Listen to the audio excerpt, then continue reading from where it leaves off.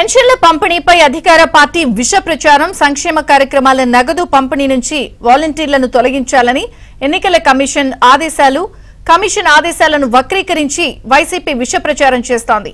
TDP పెన్షన్లు ఆపించిందని వాలంటీర్ల ద్వారా పెన్షన్దారులకు చెప్పిస్తుంది వైసీపీ. ఈ మేరకు వాలంటీర్లకు వాయిస్ మెసేజ్లు కూడా పంపించి నేతలు ఏప్రిల్ 3వ తేదీ మాత్రమే పెన్షన్లు ఇస్తామని ముందుగానే వాలంటీర్లకు మెసేజ్లు పంపించింది.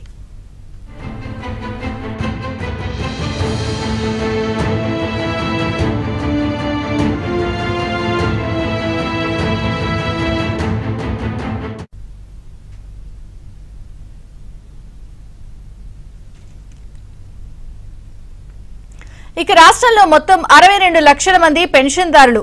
వీరికి ప్రతి నెల 1850 కోట్ల రూపాయలు పెన్షన్లు పంపిణీకి కావాలి.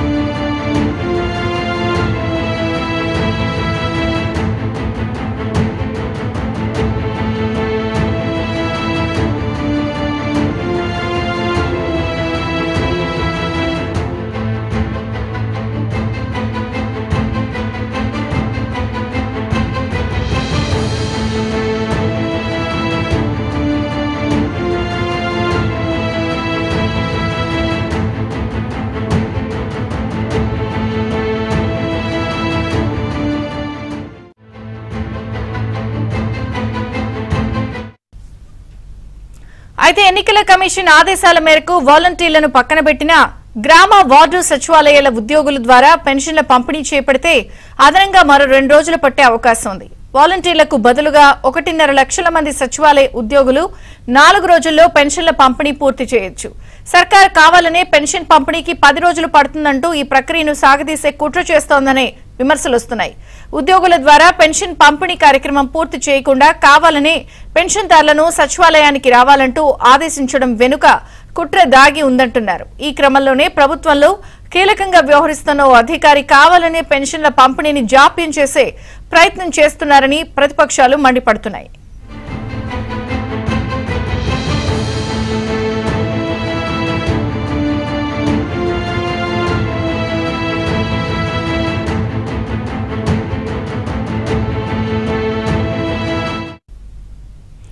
అయితే ఏప్రిల్ 3వ తేదీన మాత్రమే పెన్షన్లు ఇస్తామని ముందుగానే వాలంటీర్లకు ప్రభుత్వం మెసేజ్లు పంపించింది.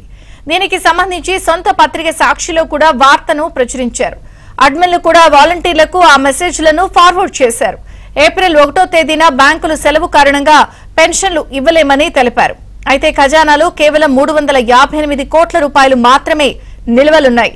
మంగళవారం ఆర్బీఐ వద్ద సెక్యూరిటీ బాండ్ల వేలం ద్వారా 4000 కోట్ల రూపాయల రుణానికి ప్రయత్నిస్తున్నారు. ఆ రుణం వస్తేనే పెన్షన్దారులకు పెన్షన్లు వచ్చే అవకాశం ఉంది. దీంతో అసలు విషయం తెలిసి నాలుక ఖర్చుకుని అధికార పార్టీ నేతలు సైలెంట్ అయిపోయారు. తమ తప్పిదాలను ప్రతిపక్షాల మీదకు నెట్టేసే ప్రయత్నం చేస్తున్నారు.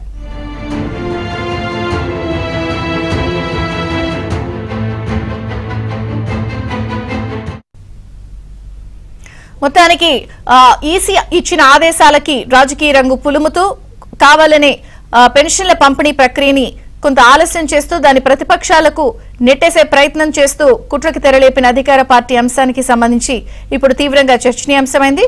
మరిన్ని వివరాలు మా input editor Srihari news room నుంచి లైవ్ లో అందించడానికి సిద్ధంగా ఉన్నారు. Srihari, over to you.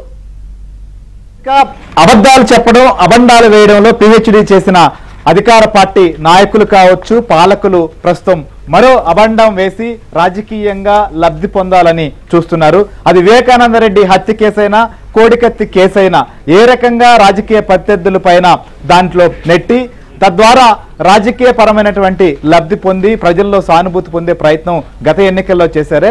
ఇప్పుడు కూడా ఏ అవకాశం దొరికినా, ఏ కదలికనైనా, ఎన్నికల కమిషన్ తీసుకునే నిర్ణయాన్నైనా సరే ప్రత్యర్థి పార్టీలపైన, ప్రతిపక్షాలపైన నెట్టేసి రాజకీయంగా లబ్ధి పొందేందుకు పబ్బం గడుపుకునేటువంటి కుట్రకు తెరలేపారు.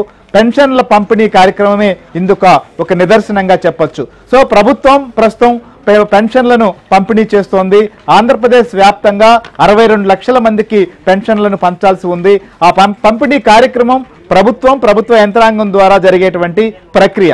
సో ఎన్నికల కోడ్ ఉన్నా ఎన్నికల కోడ్ లేకపోయినా జరిగేటువంటి ప్రక్రియ ఇది. అయితే ఇప్పుడు తాజాగా ఎలక్షన్ కోడ్లో వాలంటీర్లకు సంబంధించిన విషయం పైన ఎన్నికల కమిషన్ కొన్ని గైడ్ లైన్స్, కొన్ని నిర్ణయాలు తీసుకుంటోంది. దానికి పెన్షన్ల పంపిణీ సంబంధించి వృద్ధులకు కావచ్చు, వికలాంగులకు అందించేదానికి ముడిపెట్టి తమ తప్పును లేకపోతే తమ వైపు ఉన్న వైఫల్యాలని కప్పుపుచ్చుకొని ప్రతిపక్షాలను దోషిగా నిలబెట్టేటువంటి కుట్రకు గత 2 రోజుల నుంచి సోషల్ మీడియాగా తెరలేపారు. దాన్ని మరింత ఉధృతం చేసేటువంటి ప్రయత్నం చేస్తున్నారు. తమ వద్ద ఎంత నిధులు ఉన్నాయి, తమ వద్ద పనిచేసేటువంటి సిబ్బంది ద్వారా ఎలా పెన్షన్లను పంపిణీ చేయొచ్చు అనేటువంటి విషయాలను, వాస్తవాలను కప్పిపుచ్చేటువంటి ప్రయత్నం జరుగుతోంది. అందులో భాగంగానే దీనిపైన తీవ్ర స్థాయిలో ప్రతిపక్షాలు కూడా రాష్ట్ర వ్యాప్తంగా బగ్గుమంటున్నాయి.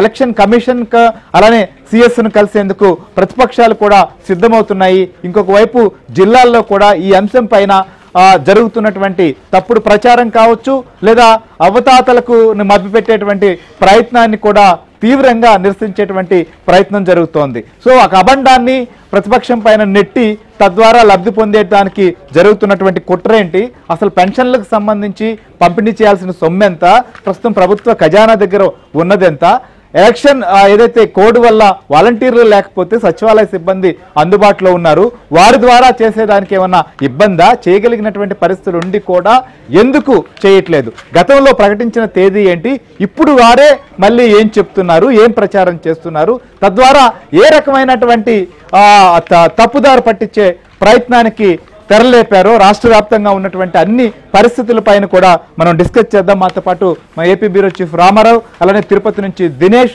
అట్లనే ప్రతిపక్షాలు కూడా ప్రస్తుతం ఈసీని, అధికారులని, సిఎస్ని కూడా కలవబోతున్నారు. పూర్ణ కూడా మనతో పాటు లైవ్ లో సిద్ధంగా ఉన్నారు. వీరందరితో డిస్కస్